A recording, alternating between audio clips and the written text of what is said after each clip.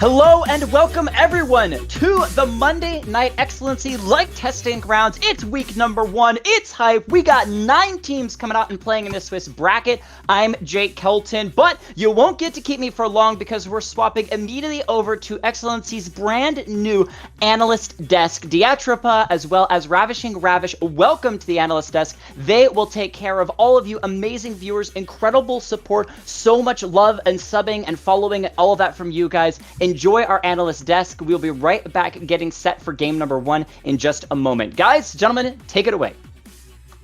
Hey, hello, Ravishing Ravish. Let's do this. I'm excited to see the first game and see kind of what meta develops here. But do you have any ideas of what kind of meta you want to see going into this, considering what you've already seen of the players? Oh man, we already get into the discussion. Whoa, chill, bro. It's like you already want to get into it, and I still have my socks on. Relax here, Diatropa. All right, but definitely. So considering with the first match that we're going into will be Binx Esports versus BARA Esports Academy. So what I'm looking for right now, though, if because I have gone ahead, I know you and I have done our research. So right now, what I'm thinking, though, so coming out of BARA Esports Academy. A couple of interesting things that I've noticed too. Now, BARA Esports has been around for quite some time in the actual Excellency light grounds. Like they've been a fantastic team throughout 2019, right? And one player to watch, definitely, which I'm being told is Basket or Knives. Now, I'm told this by myself, of course, that Basket Knives was an absolutely phenomenal and excellent ADC, known for picks like his Ashe, his Caitlyn, and his Xayah. Now, interesting enough, though, now, if you go ahead and look at the meta right now, though, how often are you really seeing a Ashe or Caitlyn or Xayah here, Diatropa? You don't see them very often in Pro, I'll admit that. Yeah, no, you definitely do not, though. So, which is why I think this will be really interesting, depending on what kind of picks are able to get through, depending on the bans that we also get as well, though. Because I do want to see him stick to his much more comfort picks. Because when he does, though, I find he really is able to pop off, especially with his support Veltrin. From what I've seen too, they've actually been doing quite a fair bit. And he's actually at 100% win rate on that Caitlyn too. So and they've been running the kind of the Caitlyn Ashe or Soraka bot lane with sometimes with the Blitzcrank. Now Ashe Blitzcrank bot lane I think sounds like a lot of fun with the pulls, the slows, and especially once you're able to hit level 6, you can just layer that CC to be able to just immediately push push that lead. And one final thing I do want to bring up is their jungler Slingshot, right? Phenomenal player, like gold 3 right now, killing it. He is a secret pocket pick of that Master Yi here, Diatropa. Now, I don't know about you, but just just keep things cool. I'm trying to see that Master Yi come out. But you go ahead and tell me about their matchup here against Big Squirt. So I won't go too in-depth into the champions because I think especially at the level that we're playing at, it's going to be very what the players individually feel comfortable on and where they can push their advantages. What I will say is that where you're maybe looking at a win condition through the bot lane for BARA Esports, when I look at Binx, I'm looking for them to be able to play through their mid lane. Their mid lane plays a lot of utility. And maybe even the jungle, their jungler is a really big Kayn player, and I'd really like to see that come out because I do think he has a lot of potential. So maybe some utility mid with jungle is what I'm looking to do. Now, I know that we're rushing to get into the game, so whenever you're ready, go ahead and take us away. But that's kind of what I'm looking at going into the game. Sense too, definitely so, because I'll definitely be making sure that Binx go for much for scaling comps, and according to you, we're gonna go ahead and see a lot more early game shenanigans coming out from BARA. Is what I'm getting, right? I definitely think I think that BARA is going to be needing to go in the early game because late game all the champion pools of Binx scale quite well.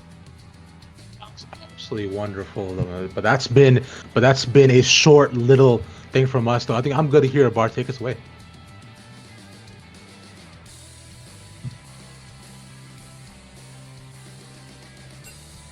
The Pro Draft. I am Jake Kelton, joined by Arzakeli tonight. Arzakeli, hopefully you are as hyped as I am. This is week 1. We had a week break last week, which is the first time in over 2 years that XLNC has not broadcasted a regularly week event. We had our 1 week break, and now we're into a fresh week 1 between BARA Esports Academy and Binx Sword. We had the analyst desk breaking it down. BARA Esports picked some early champs. Binx, you got a lot of scaling on your team. How are you feeling coming into this?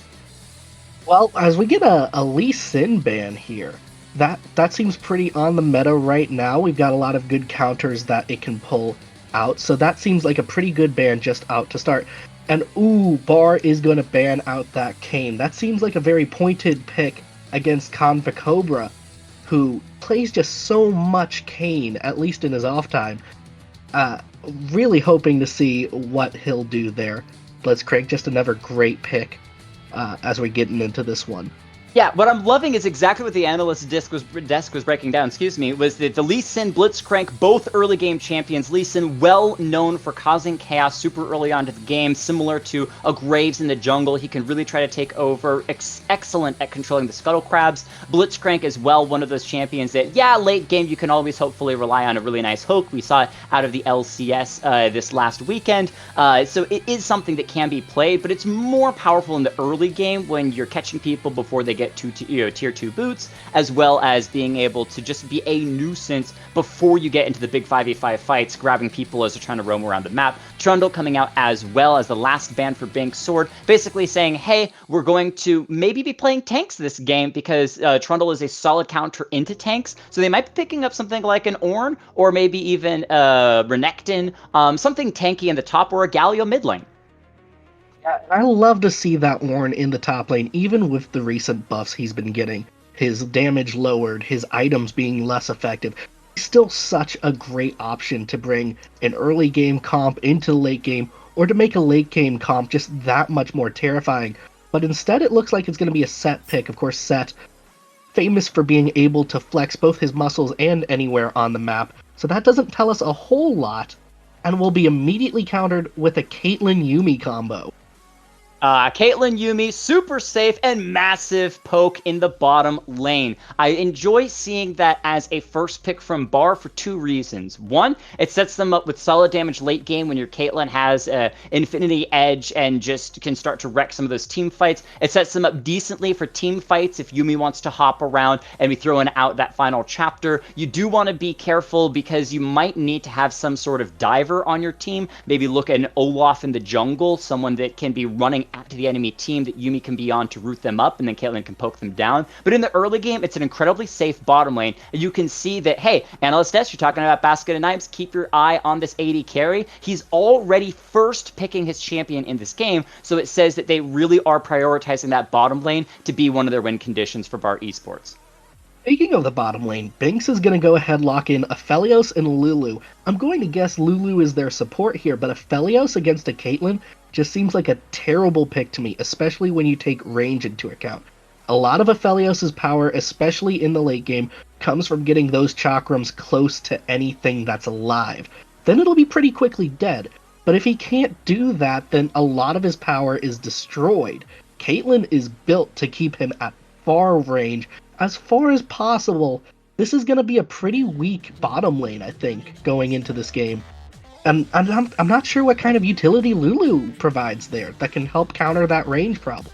So the key with the bottom lane from Binx is poke. Aphelios, while he does have a couple of guns that are a little bit better at kind of dueling and aren't necessarily the strongest poke, in the early game, Calibrum, and then you combine that with an Infernum for fast wave clear, can make for a very annoying bottom lane. And while true, it absolutely is possible for Caitlyn to basically just poke them down because of her range, and she can get those crit headshots, plus be safe with the heals from Yuumi, you do have to keep in mind that this is the memed 200 years Aphelios. No matter when and where and how and why, it seems that Aphelios always is able to find triples and quadras and pentakills later on into the game. And so Binx Sword, known for their scaling, say, look, even if we lose the early game, maybe we lose a couple of turret plates, it's not that big of a deal. We're scaling for our team fights with a Set and an Aphelios, and then a little bit of kind of that Lulu Kog'Maw protect the carry composition. You have your Lulu Aphelios to make sure that even if you have a diver like this Jack, Jax leaping on top of the Aphelios to try to take him out of the fight early. Lulu says, wild growth, he's totally fine. Now he murders your entire team. So you got the dive from Jax from BARA Esports, most likely in the top lane, can be flexed to jungle, but you're seeing a lot more junglers being knocked out of the pick pool from BARA Esports, the Warwick, the Graves being taken out, and then a little bit of dabbling from top and mid, Ahri and Urgot being taken off the table from Binx Sword. I think what you were talking about with that team fight comp, it's really important to take a champion like Urgo off the table. His ult just being able to sacrifice anyone to the chains. That kind of pick potential would destroy a team fight comp. And speaking of team fighting, someone I never expected to see in even an amateur game, Illaoi getting picked for the side of BARA Esports. It's been a while since I've seen her be anywhere near relevant. This is going to be very interesting. Yeah, this is a very, very spicy pick for the lower elo range, and that is because Illaoi is a massive snowballing champion. It also says, hey, BARA Esports, they're focusing their last pick into mid lane because it's unlikely Illaoi or Jax will be focusing on that mid lane. Most likely it's Jax in the jungle to be a strong early game carrying, action-oriented jungler, and then Illaoi in the top lane, which is generally safe into a lot of beefier top laners like the Mordekaiser, like the Renekton. It can struggle against certain carries like a Camille or something, but into Set should be okay unless Set finds a strong snowball. But even then, Illaoi says, hey, I'm just going to wait for the big 5v5 fights, wait for everyone to group, dump a massive Kraken tentacle on top of everyone, murder the team, we're fine. So BARA's kind of playing this, hedging their bets, where they don't need to rely on the big 5v5 fights. They have a fantastic skirmishing composition as well. But if they do need to, they have the Illaoi to be able to do that. But they definitely could play a 1-3-1 or even a 1-4 with the locking in of Ziggs as that turret buster in the mid lane. I'm not sure I like the pick of Ziggs here. It doesn't really seem like BARA Esports has a dedicated tank here. Illaoi can be a bit tanky, and Jax can negate a lot of damage with his little swirly cane, but I'm just not seeing a whole lot of damage absorption here, except for the Yuumi heals, which are, of course, still incredibly important, even after the massive nerfs that she's been getting.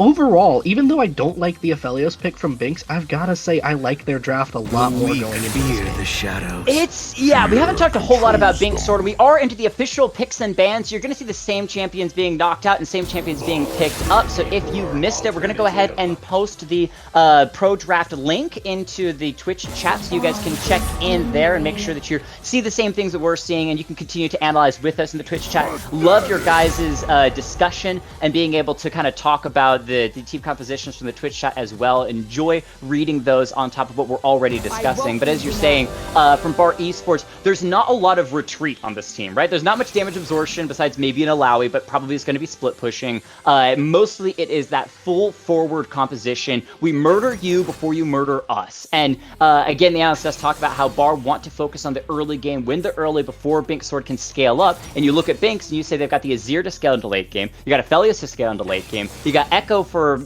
kind of mid-game skirmishing, kind of scale a little bit if snowballing. It's exactly what was predicted to kind of come out, even if the champions look a little bit different than potentially expected without Illaoi and Ziggs on the side of BARA Esports. Yeah, and I'm really excited to see how this one does play out, because what we're really seeing here is two different kinds of team fight personas. One is, we are here to scrap with you. We want to keep engaging this. We want to keep hitting you. We want to control this battlefield. And the other one is, we want to slap you a lot on the side of BARA Esports. And it's always interesting to see, because that one kind of comes down to mechanics, especially when you have a Yuumi on the side of the slappers. The mechanics of both teams really are going to decide a lot of these team fights. If they're getting picked out early, if they're getting flanked really well, that's what's going to decide these team fights more so than really the champions in them, I think. Yeah, I can definitely agree with that. Is that, again, when you're talking about the slapping and the laying down of your skill shots, you say, hey, League of Legends can very easily be a crowd control game. What are the hooks? Where are the stuns? Where are those CCs coming through? And as you mentioned in the Twitch chat, was mentioning BARA Esports have a knock aside by Ziggs, a stun by Jax that's a little bit difficult to land, a slow on Yuumi besides her ultimate, which can be difficult to land, and a Caitlyn snare. It's very, very minor crowd control. It's more about damage output in a very short period of time, and mostly focusing on skirmishes. Now, what I do hope to see from BARA Esports is bring teleports to the game. Bring them on Ziggs, bring them on Alawi, bring them maybe even on the Caitlyn, because if you can collapse faster than the enemy team, especially in early game trying to escalate the speed of the game, bring more people to a fight, bring 4, bring 5, get everyone involved, then you can more easily slap, because you have a whole posse slapping rather than one-on-one slap, slap. It's 5 people, smack, and the one person trying to slap back. So we'll see if we can kind of layer that up there a little bit. Let's talk about Binx Sword, because we haven't done a whole lot of deep analysis on them just yet. Before we get to that, I do want to introduce them, both teams, the players as well. BARA Esports, a new team to XLNC. We have not seen this roster besides Basket of Knives individually before. Binx, they are well known for playing here before, kind of a middle tier team, so hoping that they can start this series off with a fantastic early win. We have Durja with the set in the top lane, Convenience Cobra in that jungle with the Echo, Wangfire on the Azir in the mid lane, Wombat with the Aphelios on the AD carry, and Bohus Jr. with the Lulu as support. And if my co-caster would do the honors of introducing BARA Esports lineup. Of course, in the top lane featuring Alawi is N-Power 13. Jax is in the jungle being played by Slingshot. In the mid lane, we're taking names with Ziggs. The ADC is Basket O Knives, that player to watch from the analyst desk. He's carrying Caitlyn, and Velthrin is on the Yuumi, who's going to be on the back of Caitlyn, just reading her little book. I love it. Okay, so Binx Sword.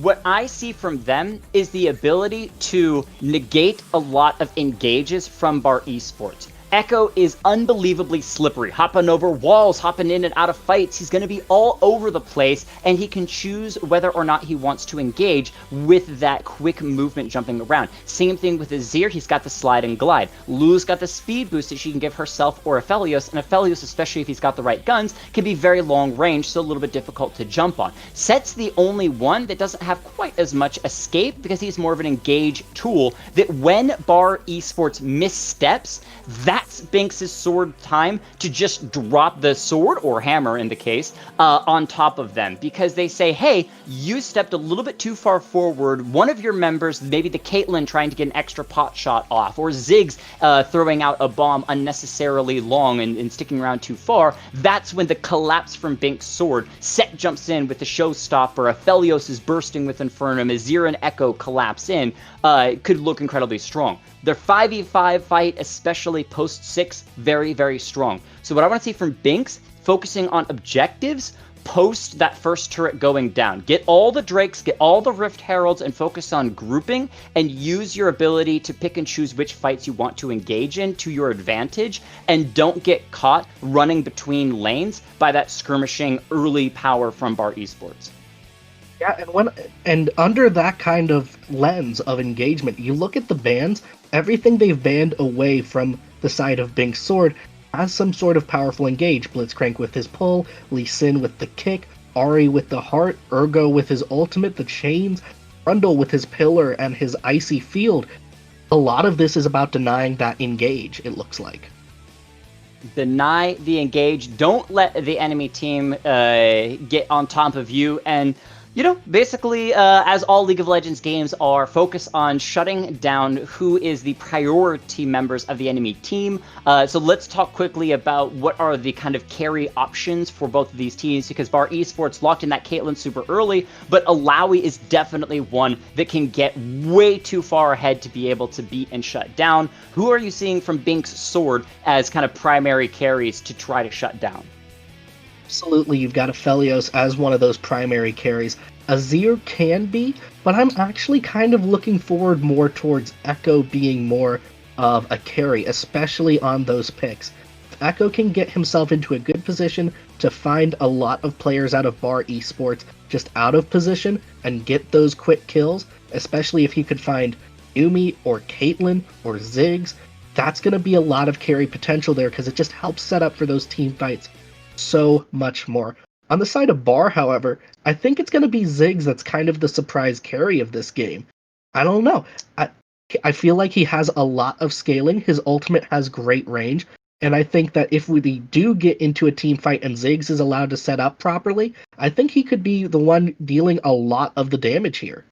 Ziggs secret carry from BAR, it's possible. What are the advantages that Ziggs has? He can poke from a mile away. He can obviously ult and steal away a lot of kills, especially if you're escaping with low health. I hope for some really, really spicy plays on Echo after he ults away with 300 health. Ziggs' bomb just comes flying in out of nowhere into the middle of the darkness and takes him out too. But what I'm a little bit concerned about is the very, very early game up against Fire's Azir. Azir should be able to poke this Ziggs down just because using those sand soldiers and being pretty much untargetable from that distance, as long as he can sidestep those bouncing bombs from the Ziggs, should be able to kind of poke. We are into game number 1, ladies and gentlemen. This is the first game, week 1, game number 1, night number 1. It's Binx Esports, or Binx Sword, excuse me, taking on BAR Esports Academy. Both teams running out onto Summoner's Rift. If you support one of these teams, which I know there's a bunch of you out there, give us a hashtag Binx win or a hashtag BAR win. We got to hear your support and love. We got to know which team you are supporting, and we will see it as casters here. Straight into a pause we go. No shock, this is an A. We love to have our pauses and a little bit more time to analyze these teams. Arza Kelly, any more thoughts that you've been able to kind of pick up on as we are launching into the game? Yeah, I'm thinking Dura here with Convocoba. They want to pick. That's the only reason I can think that Dura is that far forward. I think they want to try and find a pick on this nice little line of scrimmage here. So I would expect a little bit of an invade. And yeah, you can already see the ping coming down in that pause menu. Right on to takes names. I would expect to see, as soon as we unpause here, they might be rethinking it right now, but I would expect to see them try to take a pick there. It's always smart for a set to grab the Haymaker in the early game because it's good, wide AoE damage. It's pretty strong, smacking down the enemy team. But you could always start the Facebreaker as well, dragging an opponent in. Likely not to get a kill, but at least burn a flash. Now, I know that a lot of times blue team wants to kind of slip into red side's Raptors and drop a ward to kind of keep vision on where the enemy team jungler runs around to. They actually invest a ward just in that Tri-Brush, so I believe that was Durja that placed it. So it's not going to be quite as strong as an Invade or Vision, but at least they'll know if Jax tries to run through the river. Yep, and that kind of control, even in the early game, is really important just to make sure that your early jungle doesn't get too disturbed. We will see Convocoba starting on the bottom side, however, just making sure that all your X's are crossed going into this start of the game here. We'll see some nice emotes come out of Durja. You'll love to see them. And just both teams will kind of back off for now to their respective jungles. Gonna be a quiet little bit of a early game here, I think. Yep, kind of testing the waters. It's game number 1. It's a little bit early to try any fancy invades. You want to make sure that your junglers start off strong. We don't have anything like an Olaf or even a Kha'Zix that has to be able to snowball super hard, so it's okay if they kind of take their time, grab those first buffs, and make sure that they're healthy in case they get invaded on. It's actually the Jax that's a little bit further ahead, at least in health, against that Echo, as it seems like Cobra might have been a little bit slow with his bottom lane left pretty early to catch this wave in that bottom lane. So far, 1 CS down for the Aphelios. That's uncomebackable. It's over. BAR wins. Just kidding. I don't know. He does have that 200 years on his side. Well, they have to get to 200 years. You know, it's just one of the things that it takes a while to get there. So effectively, it's actually not a bad analogy, is that everyone jokes about the meme 200 years for the name of Aphelios. But if Aphelios gets to 30 minutes and picks up 3 items, he can just straight up win team fights almost solo, right? It's insane the amount of damage this guy does after multiple nerfs, and still receiving more nerfs. He still is an unbelievably strong champion, but he could take a minute to actually get to that point. So we're maybe at that, 10-year mark in the bottom lane already. So there's still some time before he gets there. Mid lane, Jack's gonna come in for a visit, finds the stun. Actually, nice little engage onto Fire, takes a name, throws out the bomb. The flash from Jax, he's got it. Slingshot picking up kill number 1, first blood for BARA, unexpectedly diving super hard after Fire failed his slide and glide with a Sand Soldier. Yep, and we will see on the bot lane, they'll try to push a bit more into Bohus Jr. there, knowing that the mid lane is a bit more preoccupied. They're not going to get anything out of it, but it's just kind of that morale that you need going into this early game. Just a really solid gank there from Slingshot. He set up well, he was willing to follow it up, and he knew how to follow it up. I just liked every part of that. It was a good engage, but you could see that Fire was attempting to escape, and there was a slim opportunity that if he played correctly, he would have been able to. He burned the flash after being stunned as well, and still ended up going down. So it's kind of a worst-case scenario for Binx, even though there were some opportunities that they could have had an escape. So a little bit of tragedy striking that mid lane. It is the Jax that picked up the kill, not the Ziggs, so keep that in mind. It's not going to translate to too much extra damage for the mid laner of BARA Esports, but junglers are going to see each other. Slingshot going to go ahead and take the scrying plant as well. Cobra might just hop over the wall. There he is, making a little slip into the Baron, or I guess Rift Herald territory at the moment. There's the slide and glide as he was looking for earlier. Fire gets out as well. And that one, I'm not sure who was out of position there. I'm not sure if it was Convey or Slingshot, but both of them were pretty slow to respond on that one. They just kind of stared at each other for a second, like deer in the headlights, before both of them just started flinging their weapons at each other. I mean, can you really call what Jax has in his hands a weapon, though? It is a lantern. Imagine what he could do with a real weapon, is all I'm saying. But, yeah, exactly, was that maybe there was some unexpected, oh, hi there, as they weren't really believing the enemy team jungler was going to be there. We do see, at the moment, Slingshot on the bottom side, hovering around towards that Drake. I doubt he'll immediately start it up, but if you cover the bottom side as they're doing with wards, it basically gives you a lot more confidence going for the Drake play after the next recall from bottom lane and jungle. Yeah, and that's a lot of good ward coverage in both the top and bottom jungles. And I think we're about to see some benefit of it come out in the top lane here. Yep, Echo visiting. Goodbye to the Alawi. She's got a lot of tentacle slaps, but wait, hold on! One of those tentacle slaps has found a kill! She's got the Conqueror heal as well! They might be able to take down Dersha! It's a double kill for Empower in the top lane! Are you kidding me? Somebody clip that, because that was madness! That was the power of Ilaoi. That's all that was. It's like an Aphelios without a gun. And you love to see that kind of just raw power come out. Yep, and just when you're not expecting it, and hey, you know what? She might be stunned up. She might be going down. She's got the ultimates. The tentacle slaps are going to come down again, healing her up. Dersha's in trouble. He's been slowed. Another slap or two. The Kraken is hungry, and the Kraken is feasting. It's another kill going to end power. Keep in mind, the Alawi hasn't even backed yet. Fire might be getting low in the mid lane. Has to burn everything to be able to escape there. I want to check before Alawi actually pulls off the recall, sitting on 1,500 gold and still pushing in the wave to get to this turret to try to get a plate off before recalling. Yeah, and she doesn't really need to recall right now. She's got the control that she wants.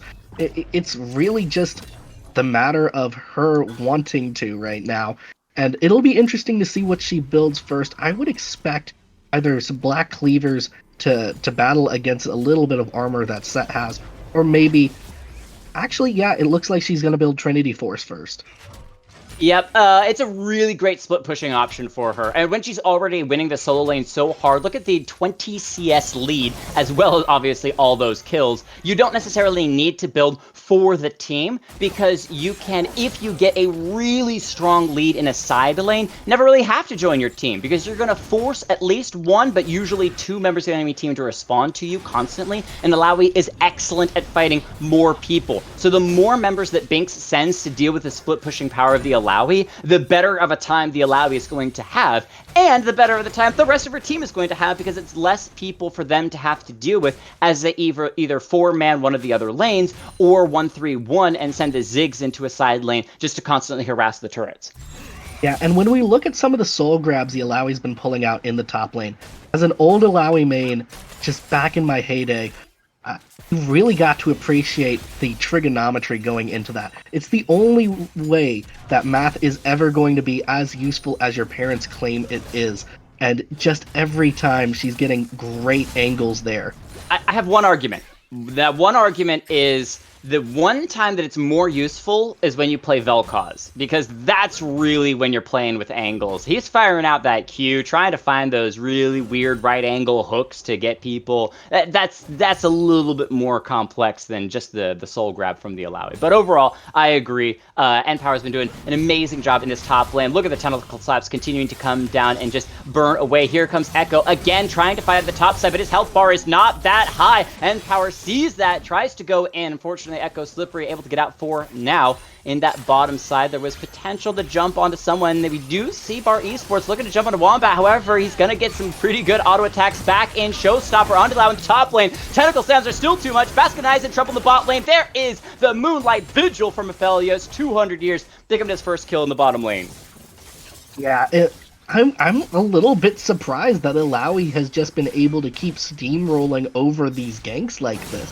Maybe it's just that it's an Echo with low health. But oh, Slingshot wants in on this as well. He says, look, Alawi, you can't have all the kills. I got to get some too. So he's going to go ahead and jump in, grab the Echo as he was trying to slip through the jungle and hope to pick up his blue buff. But yeah, bottom lane, Crescendum from the Aphelios, tearing through that turret, takes one plate. And that's kind of where we said for Binx, one of their big carries is going to be on this Aphelios. And he's doing a decent job so far of trying to get at least a small lead in one of these lanes. Yep, and now Slingshot's up here to help harass that tower, and that harassment is, I think, going to result in a rift. No, I don't think he's going to take that option right now. He's just going to go back to his own jungle. He feels pretty safe with that. But Good. Right now, I just don't see a whole lot of options in the top lane for Binx, and especially not for Durja. He's got to play so safe right now. He's wanting to become a ranged champion. Yeah, it's for Durja, the main thing is that he needs to, as you said, play safe, not push up too far past the river. I would like to actually see him grouping with the jungler and going for the objective of the Rift Herald. He does have TP, so does the Azir, even though Durja's TP is on cooldown at the moment. So they could try to play around those objectives, because again, keep in mind, the power from Binx is post-6 grouped team fights.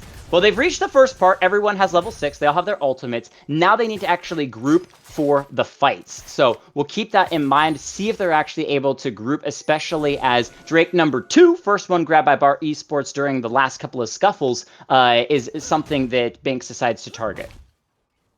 Yep, and going back to what we were talking about in Champion Select with those teleports, we're only going to see npower carrying one. Nothing for Takes Names, nothing for Basket and Knives.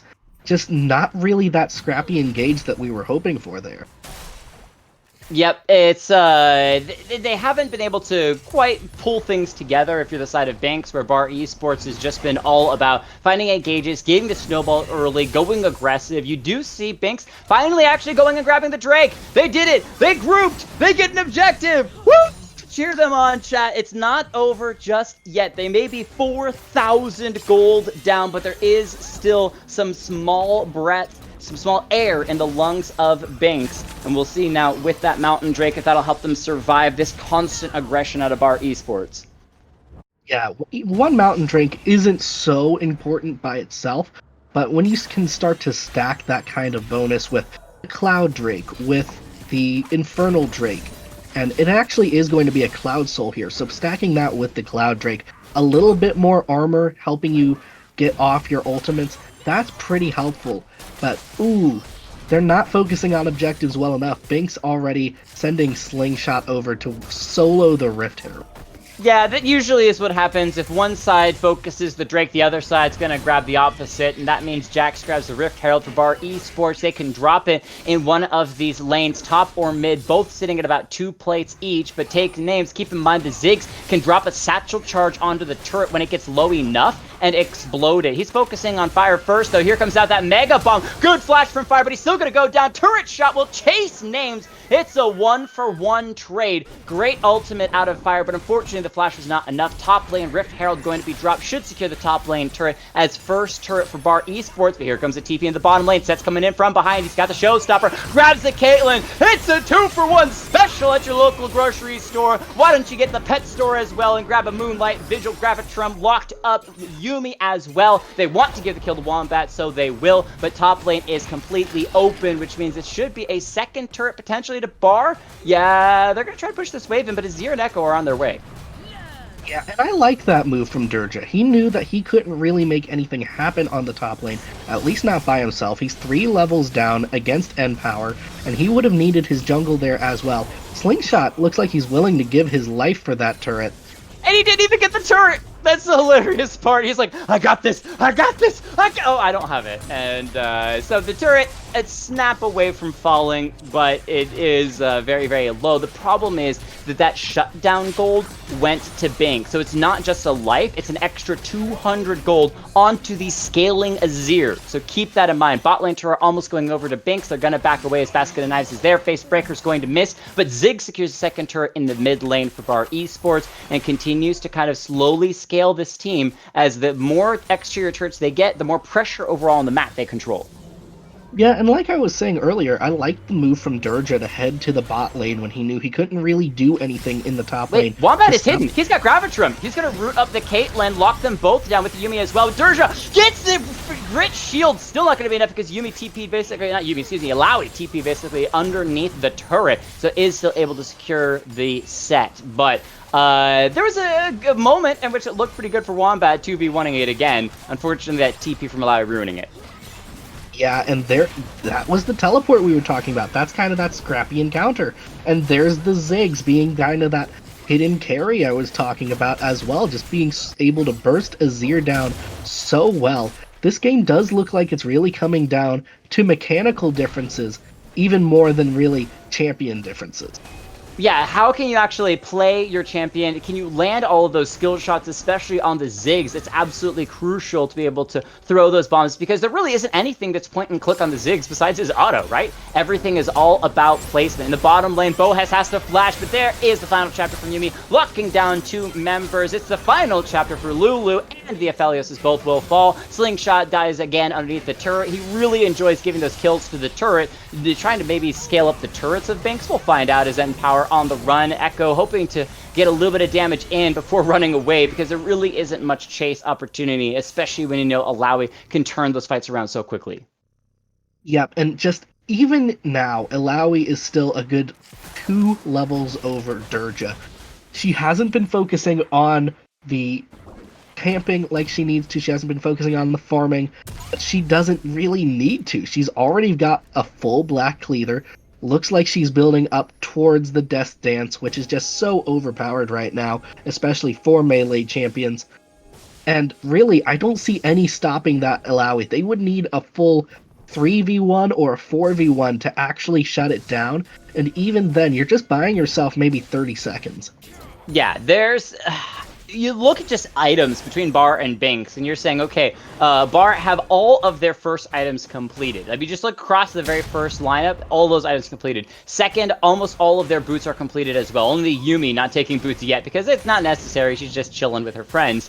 And then you have extra items on top of it. You look to Binx and you go Infinity Edge for Aphelios and the Ardent Sensor for Lulu. That's basically it. And the Nashor's Tooth not going to mean that much on the Azir. And Set has literally just scraps in his inventory when it comes to items. So the gold is actually starting to be more impactful. And I was going to comment that the 4K gold we saw lead from BARA didn't actually scale that much, up to about 5,000 at this point in the game, but it definitely has a more impact when it comes to the speed of these first items being completed for BARA. And now this next fight, if Binx tries to take it 5v5, they would just lose it due to stat differences. Yeah, and just the power of Alawi in the top lane. We were talking about picks in the late game. We were talking about the scrappiness of the team. We forgot entirely about the entire laning phase. They had the much better plan coming into it. Get an Alawi, feed the Alawi, win.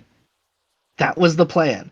It was 3 easy steps, and so far they've got 1 and 2 down pat.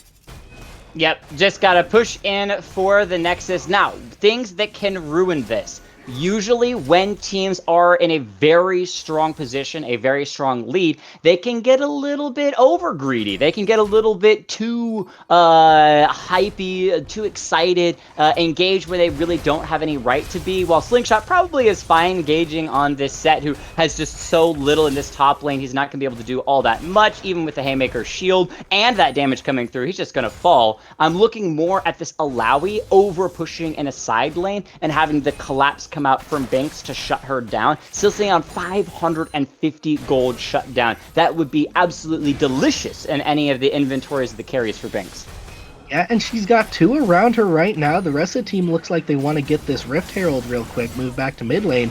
But oh, she's going to find that out before they even have a chance to think about getting a nice little gank on her.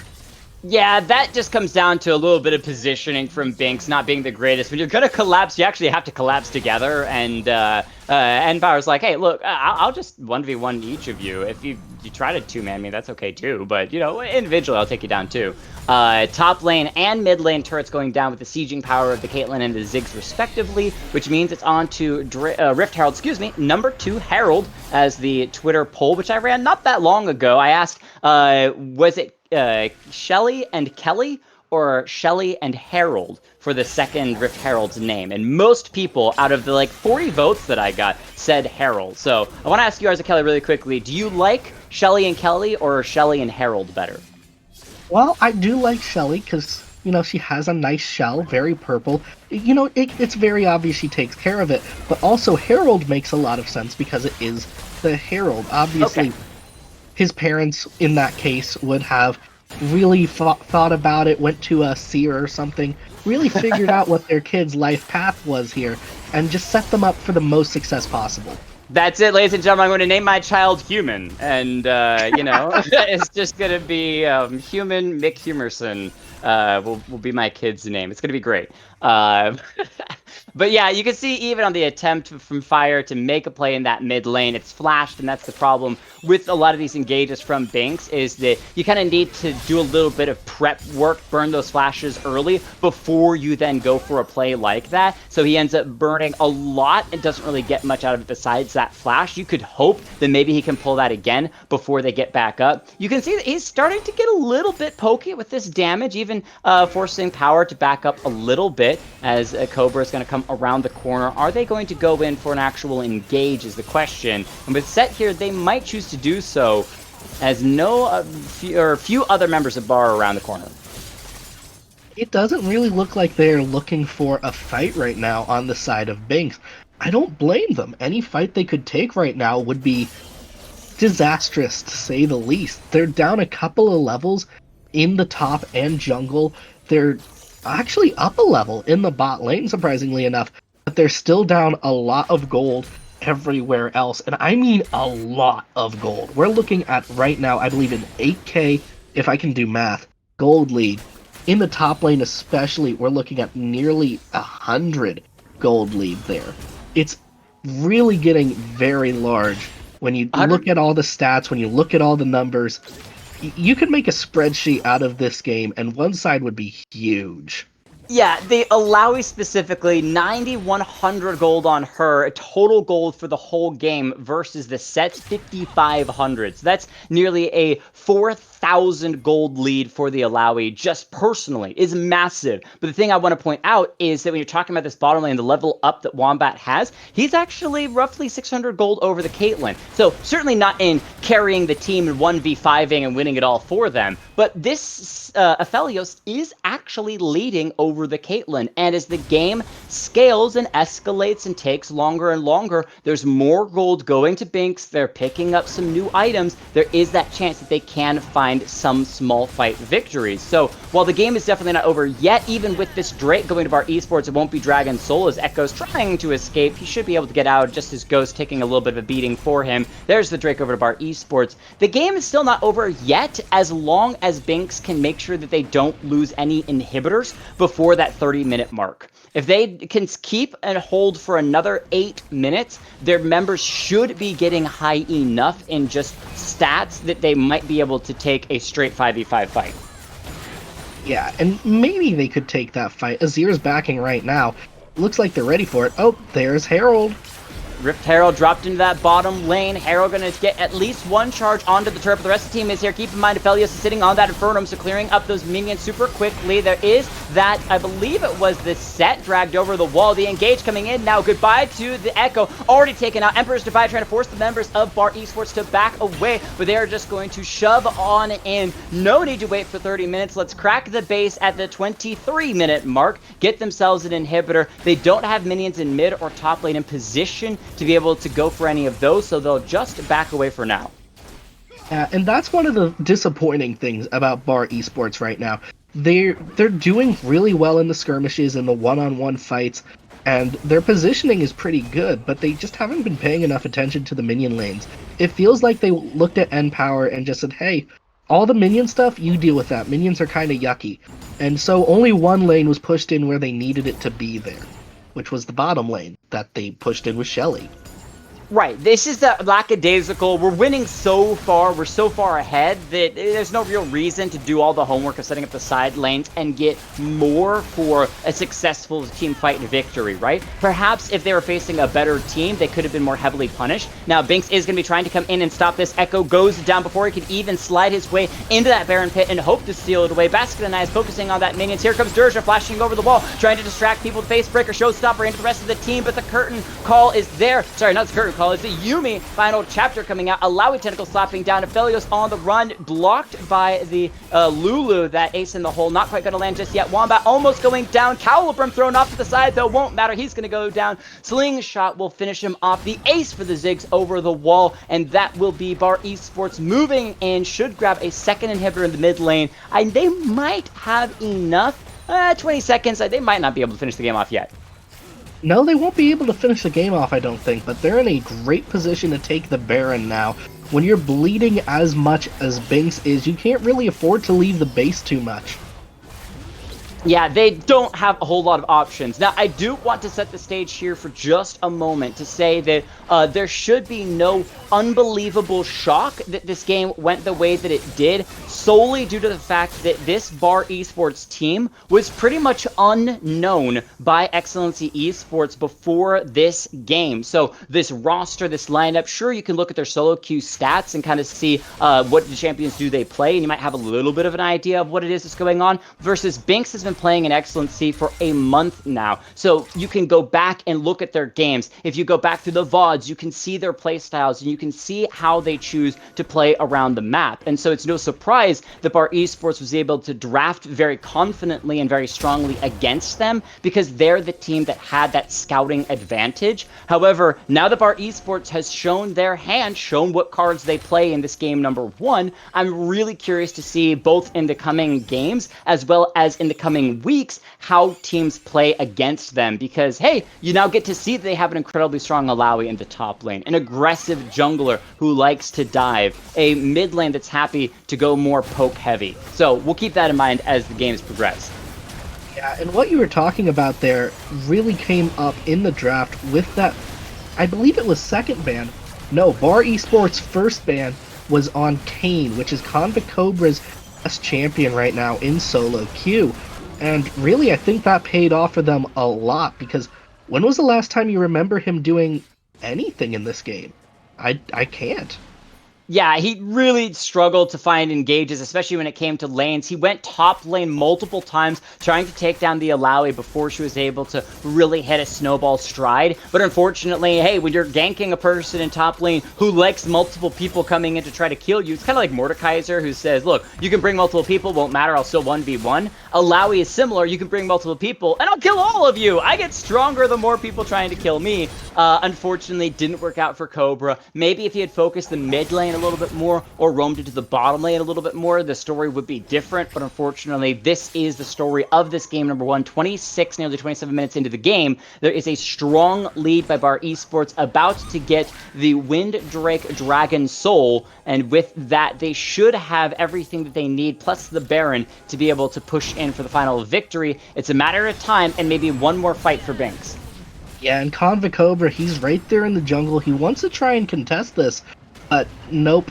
N-Power was just standing right there for the first person who dared challenge him.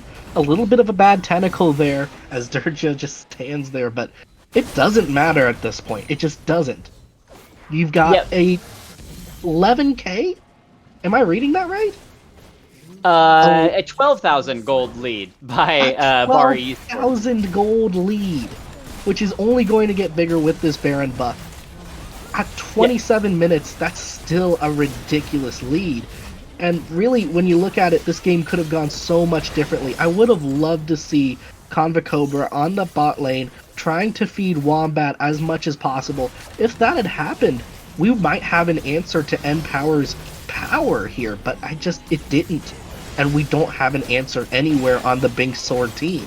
Yep, they have one more fight they might be able to choose to take here, but Durja's already knocked down to half health. The push coming in from BARA Esports. Emperor's Divide from the Azir trying to shut the Jackson enemy team. Unfortunately, he's the one that can say, no one touch me, and that means that the engage is good from BARA Esports. Yume, Root, not going to find too many people, but Wombat rushing through the enemy team, hoping to find at least the Ziggs, but unfortunately that stopwatch and the Zhonya's keeping him alive. BARA Esports slowly but surely just walk their way through this game and take full control and win it in 28.5 minutes. Fantastic victory from them for game number 1. Yeah, I don't know that there's anything more that we can say about this game that hasn't been said at this point.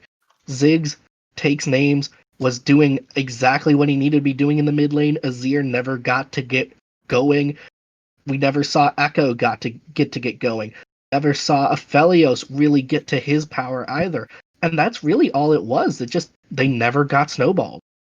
Yep, and when you're just kind of that far behind, you end up falling over. Unfortunately, Binx, they did try a couple of fights, but weren't that successful. So let's take a brief moment to discuss from Binx Esports side of things, Binx Sword, excuse me, not Esports, it's Binx Sword, want to get their name correctly, things that we liked and what we did enjoy seeing from them overall, so that way when we're looking forward to the future and we see them again, we have some talking points there.